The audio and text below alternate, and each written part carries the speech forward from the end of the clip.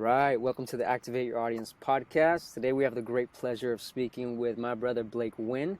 He is the founder of Enclave Key, a young serial entrepreneur, fellow Vegas native, and Enclave Key is in the business of building experiences, both digitally and in real life, with a concentrated focus on creative, community building, and conversions. Welcome, Blake.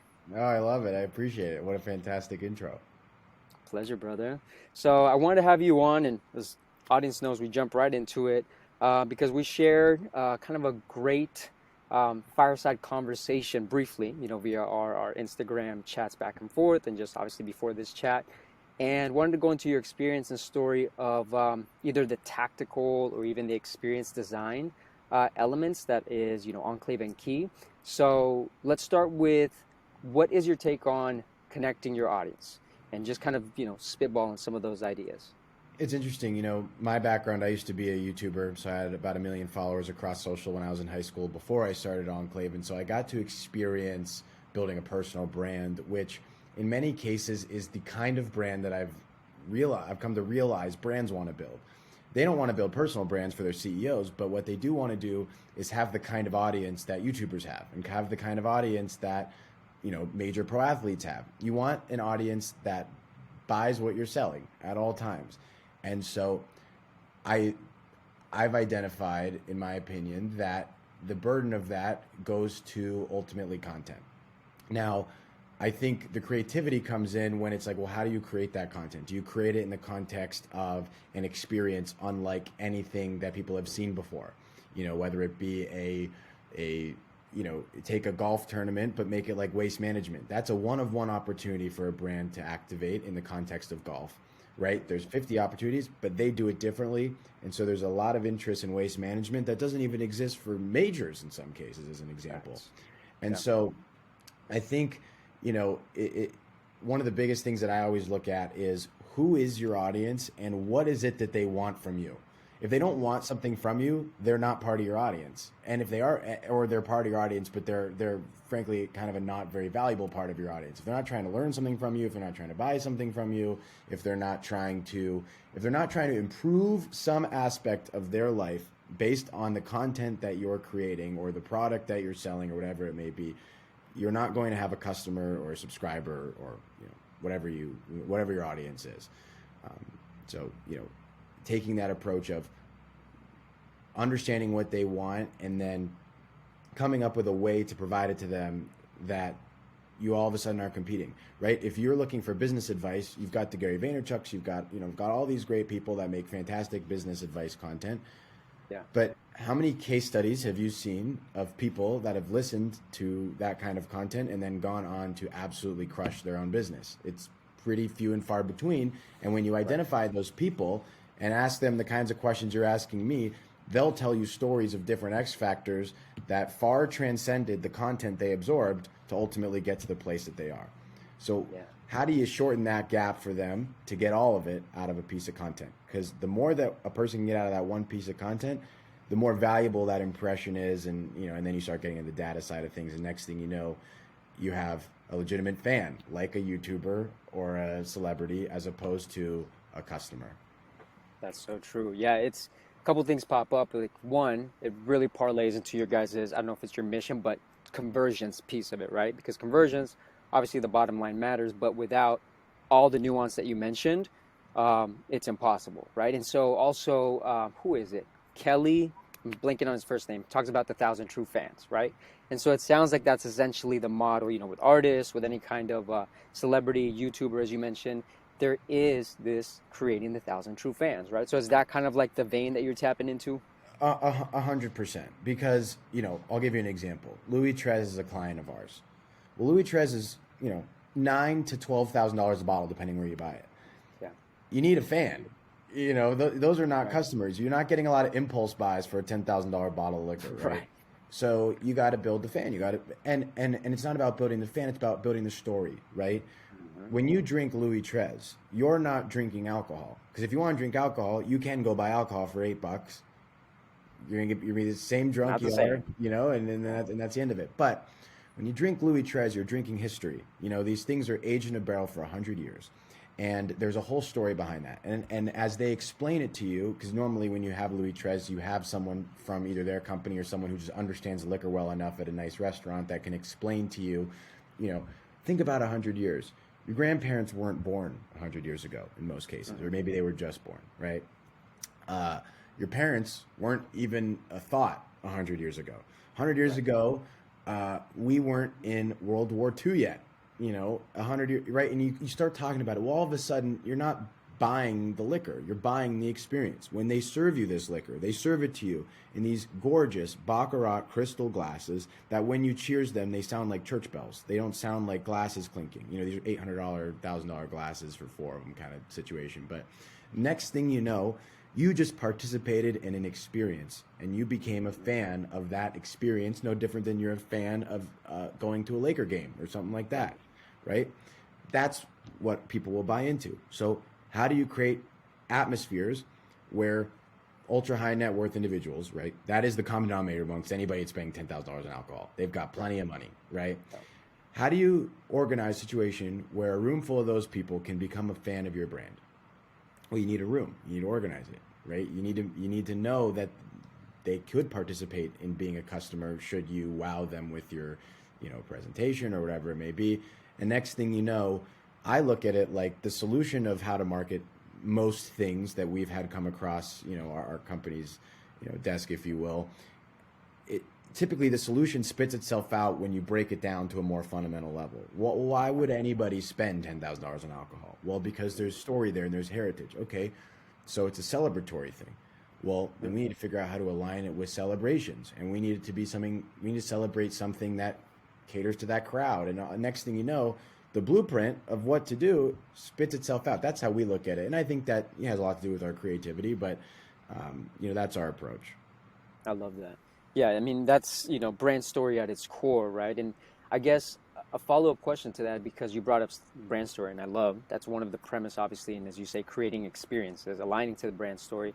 However, within, say, the operations side of, if we're talking the, you know, digital experience of content creation or the actual production of an event, have you found any best practices for aligning brand story? So Louis Trey, you know, great, you know them, they know the story, obviously they have their own, you know, they've been around, but also they have a legacy, right? So they have their brand story and they have their true fan map, if you will. But also Enclave or any, you know, marketer or producer also has their own brand story and they have the audience. So have you found any best practices to best align in serving the audience? As you know, Ford would say, like, sometimes people don't know what they want a carriage, right? So in the same tune, how do you make sure that you're true to their legacy and their brand, and also bring in, you know, the YouTube experience, the Vegas experience, all of that in a cohesive brand story that serves the audience and serves the client? Well, I'll touch on the Vegas experience. Well, no, that's a good place to start. You know, Vegas is the kind of town where, as my uncle would always put it to me, the greatest showman wins. You know, the best entertainment, the best looking casino, you know, the best dining, the best experiences win, right? And so to me, I look at it like, I've never pitched Louis XIII, hey, this is what your brand story should be. They've been around 350 years. They don't need my idea of a brand story. They need a unique situation where they can translate that story to a fantastic group of people.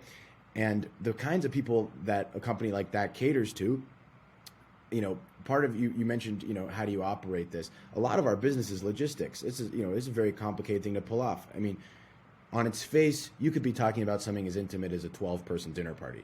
But when those 12 people are the governor and the person who led the NFL in touchdowns, and you know, and every one of the 12 people is like that, and you got to get them all together under one roof, one date, one time, for one reason, that in itself is a big time lift. So it's less about the brand story for a brand like that. There's plenty of clients we have that it's, you know, it's a lot more about identifying that story. For 350-year-old brand, not the case. That's a lot more logistics and highly complicated logistics. And so when I say it's complicated, not in terms of organizing literally, hey, make sure you show up this day and this time. Why would the governor, as an example, take my call in the first place? Why would he even entertain the idea of coming? he doesn't give a crap about, the alcohol or something like that, right? So how do you? That's where I say logistics. It's having relationships that far transcend Louis Trez that we can implement into doing something like that. Well, but how do you do it in a way where the day I do that, I'm not forfeiting that relationship because they understand that, or not understand, that's the wrong way to put it, but they feel like, they were like sold out. Like, okay, like Right. you used me to do some business. I sat through this stupid 3 hour night and like you lost me, right? Yeah. How do you prevent those things from happening, right? Because people don't like to be yanked in a direction unless it's worth it. And so for us, it all boils down to experience. And I think that I take the same approach I learned as a little kid. We become showmen. We get, whether it's, we have a 5 year gala coming up this year, right? We're going to be in business 5 years, so we're throwing this amazing 250 person gala, and it's going to have a number of very iconic music performers.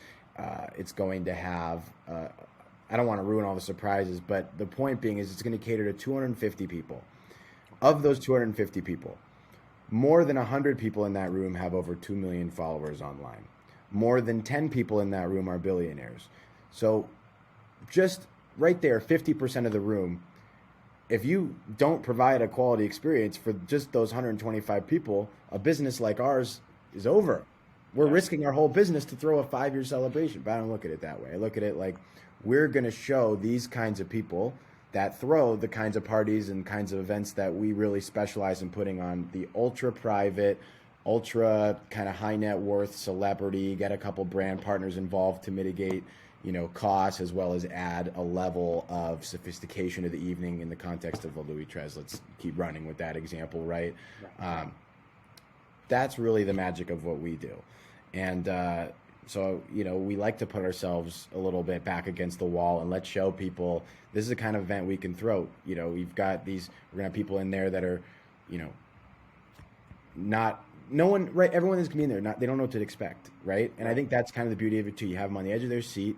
It's like, I'll give you this fun analogy. Like this is a story my uncle shared with me, and it was one of the most fascinating things. And to this day, I feel like I still don't fully know how to apply it to business, but it's just a fantastic story. So he says, Okay. what do you think is the greatest marketing ever done on the Las Vegas Strip? That's a great question. I have no idea. He says, well, I can tell you. He says it was the Bellagio fountains. He says there is nothing that marketed a hotel like those Bellagio fountains. People from around the world wanted to come see them. Everybody that walks by stops and looks. And he says the magic of the Bellagio fountains is once you see the fountains, you got to know what's inside. You have to know what's inside. There's too much left the imagination. If this is what the outside looks like, I can't imagine, right? Yeah. So then time passes. He sells the Bellagio to MGM. They still own it. And now he doesn't own a hotel. And he decides he wants to build a new one. The problem is he set the bar really high with Bellagio. So what are you going to do when you built the number 1 and number 2 hotels on the Strip, and now you want to build a new one and you don't own the 1 and 2? And they have all your own thoughts and own ideas. He says intimacy trumps grandeur. He says grandeur is what the Bellagio had, but it didn't have intimacy. How do you make a major, several hundred acre space feel intimate, right? And he says, one thing about the Bellagio fountains, he says, imagine if there was a big wall on the Strip in front of the Bellagio fountains. If you heard the booming and you felt the mist come over the wall and you could see a top of water, you would get around that wall. So when I built the Wynn, we put up big walls. So you wanted to go around it. So you could see what was inside. So you could know that once you were inside, you were a part of the experience that only the people inside were currently a part of. And so we take a very similar approach on a smaller scale. Right? We don't build hotels. We build experiences. But in those experiences, we like to have a wall in the front. We like to have Bellagio fountains behind, but there's a wall in the front. And so that's why we end up with clients like the Louis Trezes of the world, because it's the same way. Their wall, if you will, is their price point, but their fountains are the legacy of their alcohol that is virtually unmatched by anything besides wines or other alcohols that are worth 10 grand as well. For So that's sure. kind of the fun balance that I feel like we really kind of keep top of mind as we build experiences. No, and that's great because I mean we know this, right? Like the Vegas showmen, right? As you mentioned, there's an idea of tapping into just human emotions. Like, why does our city even exist, right? Vegas. Why does it exist? Well, humans have needs, right? Humans have basic fundamental levers that a casino can play on, just like our apps nowadays can play on, just like any dopamine inducing activity, behavior, substance can play on. And so when we look, shifting into like a little bit of the philosophical, both personal, both of us being raised in Vegas, but also from the business and the audience side, like what the inspiration obviously like tales like that say, if we're tapping into exclusivity, that's a wall or it's a lever or it's an option to bring these experiences, right? But personally, how would you say you activate yourself? So for example, my story growing up in the city, we were in a very interesting zip code, the Bonanza, right? An old school, Yeah, sure. but a very like dynamic zip code. We had kids from everywhere that decided not to go to whatever school they were going to, and so it was honestly a melting pot. Like Bonanza, for listeners that aren't in Vegas, it is one of the oldest school. It was, for a long time, Oh and it was yeah. in a mostly like older-ish neighborhood, but you saw everybody in that school as far as like socioeconomic classes, backgrounds, everything. And so for me, the showman that I guess would play out later would be like, how do you understand the fundamental need of every single one of these humans and then translate that into something that offers value? And as we grow as professionals, as entrepreneurs, as companies, I think that's one of the biggest lessons that I don't think I would have learned in any other way unless it was in Vegas, because you saw this happen in real time. Like, here's the Yeah. lions, here's the fountain, here's these things that even though as a kid you may or not have understood at a business or an intellectual level, you knew what they were pulling at. You knew what the flyers and the girls were. You knew what, like, the cars, the movies, the story that is Vegas, right? So fast forward to today, how does Blake and Enclave, I guess, channel that energy in what you do? And I know you answered some of that part, but then how do you keep it fresh, I guess, with again the new technology and new things that pop up? And do you find that valuable, or is there also like the sticky dark side to it? How do you balance all of that? Well, I think, I definitely think there's both. I think if there's one thing that you get out of growing up in Las Vegas, this is a desert. And even at my age, the house, I'll put it this way, the house I live in now is a mile from the outskirt of West Summerlin. My house was built in 2016. So miles of this city literally did not exist until I was already, done with high school and, everything like that. So Vegas has taught me that it's a place where the biggest thing that you can dream up, you can make a reality. Like I watched my family do it. I watched other friends do it. Everybody that's grown up in Vegas has watched nothing turn into something, Yep. right? Whether it be everything on the strip or everything locally, because there's plenty of stuff locally. I mean, Yeah. I wouldn't have believed you in a million years if you told me we'd have an NFL team in Las Vegas one day. And now the NFL team's an afterthought, and we're like, where's the NBA team? Where's the MLB team? We have a hockey team. I mean, we didn't even have ice skating rinks when I was a kid. We had like one Right. ice skating rink in town. Now schools have hockey teams. We got the Golden Knights. So Vegas is the kind of place that teaches young people, motivated young people, that as much as you can dream is what you can do. Now, there's a dark side of that, I think. Ambition is a tricky thing. Like I think that a lot of people think that ambition is this quality that you ought to pursue, and I think it is. I mean, I think not being ambitious is probably not a good start, but part of the aftermath, if you will, of being ambitious, in my opinion, is that it's not always easy to be ambitious, because you know that you can succeed and you want to succeed and you have these big dreams, but next thing you know, not everybody that you hire is ready to participate in that. Right? Not every client has the bandwidth to, or even the ability to understand some of those things, because a lot of times what we pitch clients are concepts that have never existed before. Okay. One of the things that we're doing, I don't mind sharing it now, we're going to throw the largest celebrity poker tournament ever in August this year. 72 Nice. players, big time names that are going to be playing in this tournament. And the goal is, and what I think a relatively established reality of this is, given the kinds of players we're going to have, is we want to be the most live streamed gambling event in history, not counting sports and stuff like that, right? Super Bowl is obviously going to get more views than this poker tournament, but right now the record's 3 million. I think we will absolutely dominate that. Nice. But how do you sell that? But how do you sell that to a company that's never seen that? And Yeah. and I said, listen, we've never done one before. Here's the field. Here's the purse. Here's all the variables. But how do you sell a company on something that's never happened before? So it's really a matter of selling them on us and on our vision and on our track record. But a lot of times the concepts that we pitch are concepts that I'll make you a deck of effectively renderings. I look at it no different than, when people say, well, how would you build a mega resort in a town that only has the largest hotel is 600 person room? My uncle figured out how to dream up a 3,000 person, hotel with a dolphin pool in the middle of the desert and all this other stuff. And a lot of people didn't go for it. And, a lot of people didn't want to finance it and so on and so forth. But you ultimately get the people that go with it, and the people that go with it end up being very successful. And that's the same approach that we take. I mean, we don't have unhappy clients, and we don't lose clients, but there's times where the sale process, it ultimately gets to a place where maybe they don't want to take the risk of buying into something that they've never seen before or whatever it is. And that's okay too, but I think that's the biggest thing is, we're not selling running Facebook ads for someone, we're selling the largest of something that's ever happened. Like we pitched the Chargers a concept 5 years ago, and they've been a client ever since, where we said we need to get celebrities to be a bigger part of the game day experience. Let's build a living room on the field so they feel like they're at home and they're private and they can't be bothered. But it's a spectacle, they're there because everyone can see it. So when they were still playing in the soccer stadium, we put couches with coffee tables and a bar on the field and made it a 30-person thing where during the game you sat on the 20-yard line with your feet up on the coffee table watching the Chargers play whoever they were playing in the regular season. This was a big deal. We still do this for the Chargers, a little different now in SoFi Stadium. Now we have like a large suite that's on the field level, but it's not couches on the field because there's different fire rules and the Rams are involved. There's all these other variables, but the premise being it was very tough to get the Chargers to buy into that concept when you've got me and my 18-year-old. I was 18 at the time. My business partner was 19 at the time. And we're sitting there with the CMO and the ownership, and we're pitching this concept. And they only even took the meeting because I used to, I was such a big fan, and I talked about them all the time on YouTube. I was, brand ambassador for them for some years.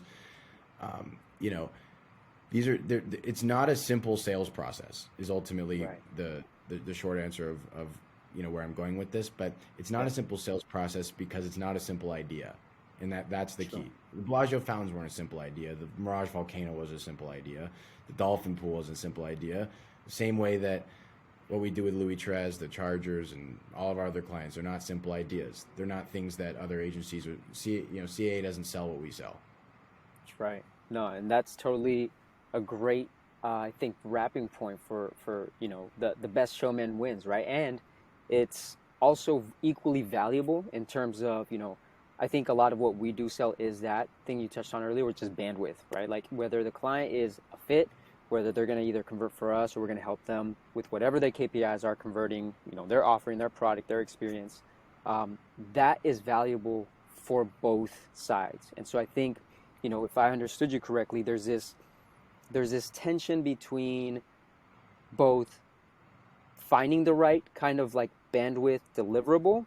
If you were to say, who's the person that will kind of buy into an ambition of a 19, 18-year-old entrepreneur that is pitching something that hasn't been done before, or us, in today's age, providing some sort of experience that maybe is in a world like, say the metaverse or any of that sort that maybe the CMOs or those in charge may not understand, but is in tune with the audience. So it's like a fine balance, right? Of obviously it's not going to be a simple sales pitch for a lot of reasons.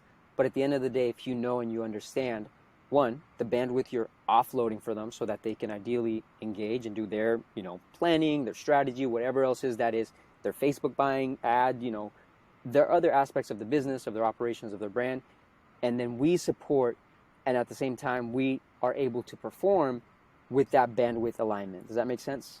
Yeah, no, absolutely, and by no means would I ever suggest a company, don't run ads anymore and don't do. No, I'm not saying any of that. I'm saying if you're a company and you want to do something in real life, we have a different way of doing things. We don't do. I mean, yes, we have step and repeat banners, but that's not what we sell you on. Right. It's a very, very different experience that you get when you work with Enclave, and it's not for everybody. It's not. If you're trying to sell $14 socks, you could make $1 billion doing that like Nike did, but it's probably not where Enclave services are best offered. But if you're selling a $10,000 bottle of alcohol and you know who your target market is, and there's legacy behind it and celebration, there's something there that we can really build with. And so I think very hyper tailored approach. Very very particular client needs that I think we come in and fill, but we don't fill them in a way that is offered by anybody else. A lot of times we'll pitch a client something and they say, well, I need a week to think about this. I got to take this to my team. I can't believe what I was just pitched. It's very interesting, but I can't believe what I was just pitched. And I'm like, well, that's how we, it's different. We create an entire concept that you've probably never had on your radar before of how to do certain things. I love that. I love that. So I'm going to kind of spitball takeaways, fill in anything that may be missing. So first one was obviously connecting to the audience, right? As Enclave works within not only the in real life, the conversations, or the conversions, I should say, it's important to know what they need and how invested maybe they are in it. So I guess for listeners as a takeaway, maybe it's part of getting clear about what it is that you are offering, obviously, which, all of this sounds like common sense, but once we're kind of in the experience of it from our marketing side, from our operations side, just connecting that as seamlessly as possible with maybe as little friction points, in theory, that's how you maybe activate your audience as the first point. And then second, executing and operating, like you said, delivering on ideas that are curated for a one-of-one audience maybe, or just creating the 1,000 true fans, and just being true to that in a way that it's almost like mutually beneficial. If you're working with the type of clients who serves the type of audience, then we're able to create more cohesive work that is more, not easy, but it's also just going to be more in alignment for everybody. And then maybe the last point is just for anybody raised anywhere, obviously we have the Vegas experience, but maybe drawing on what experiences we all have, because as we just mentioned, all these levers, all these aspects of what activates us are within us. And so if you're an entrepreneur, if you're a brand, if you're a creative, if you want to design an experience, either trusting the people like us who can create this and who can help on whatever side of the market you're in, people who have the case studies and the experience on it, or say maybe you're an up-and-coming YouTuber or a solo artist, tapping into the emotions, as we know any musician does, that are maybe broad and are something that everybody feels, and then maybe making them your own to be the best showman and, so to speak, win within your category. Would you add anything else to that? Yeah, I think a combination of creativity and consistency you'll do unbelievably well in business. It moves mountains. And just because you mentioned it earlier, one of the funny things, a quote I remember, and that's so true, man. With Vegas, it does teach you that everything is possible. When people talk about your New Yorks, your anything, America the Great, right? Like, this is the American dream. But Vegas has its own kind of side to it, right? It really is. But also the part of ambition that you touched on from, say, leadership side, or just client liaison side, like just helping them see something. That is a tough part sometimes. The lonely aspect of like let me show you what I see. That sometimes, if we're talking about an individual entrepreneur, that's where I think that really is important to know the vision that you have, the heritage, what's behind you and what's in front of you, and being okay rolling the dice of hey, as you said, it's not for you, it's not for everybody, but also having that sort of balance. And then the other kind of juxtaposition to that I wanted to bring up, hear your thoughts on it before we sign off, is there was a quote, I think it was from Blow, George Young supposedly said, or I think that was his name, Boston George, Johnny Depp's character. He's like, his ambition far surpassed his talent, right? So the shortcuts, we've seen it, right? Like, ambition is ambition, as you said, and it's not necessarily a bad thing. Yes, it's ideal if you have ambition, but ambition needs to be paired with what are you doing to maintain that ambition, and how can you be humble enough to say, we may be this, brand, but let me give an expert who has the talent the win to kind of scale that, instead of trying to crash and burn, as we know is a very real thing of ambition. Yeah, well, yeah. I mean, I think the best way to put it is there's a dark side of ambition. That's the best way to put it, I think. But just as much, I think a lot of the people that are self-proclaimed ambitious, where their talents maybe don't stack up or whatever it is, it's because that's not ambition. Ambition is dreaming something up and doing whatever it takes to bring it to life. Ambition is not having the most talent, you know. I mean, I would say that one of the most ambitious people I've ever met in my life is Austin Eckler, and he's a very good friend of mine. He's a running back for the LA Chargers. He leads the NFL in touchdowns 2 years straight despite being from a town. And I say despite because he wasn't from a place like Vegas. He was from Eaton, Colorado. 6,000 people, woke up every day at 7 a.m., built fences, tended to, all the different needs that come up on a farm. He's 5'9" to this day, and he still leads the NFL in touchdowns, going against these 300-pound, 6'8" guys that literally you'd think could take his head off. They don't know how to touch him. He went to Division II college. He wasn't drafted. His talent, if you will, never matched his ambition, but he is ambitious, and so he made it work, and he got there. And there's a lot of 5'9" people that also have wanted to play NFL over the years who have not made it into the NFL. I used to want to go to the NFL, and I was 6 foot, and I said, I'm too small. I'm going to be done playing football. I looked at it like my talents didn't match my ambition, but I realized, using that exact analogy, my ambition wasn't to be in the NFL. My desire was to be in the NFL. My ambition was to just achieve something that was larger than what I could have dreamed up 10 years previous.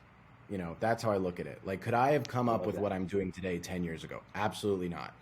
What I'm doing when I'm 33 years old, do I think that I can accurately dream it up today? I hope not. I hope not. I hope it's bigger than that, And that's the part, talent will catch up and all the other stuff will catch up. Because the ambition will keep you going 18 hours a day for the next 10 years to get there. I love that, man. No, that's a great balance to that. So we'll tie it off there, man. I love the motivation, obviously what you guys are doing, and where can people learn more about you, support you, check out what you got going on today? Sure. I'm on Instagram at Blake Wynn.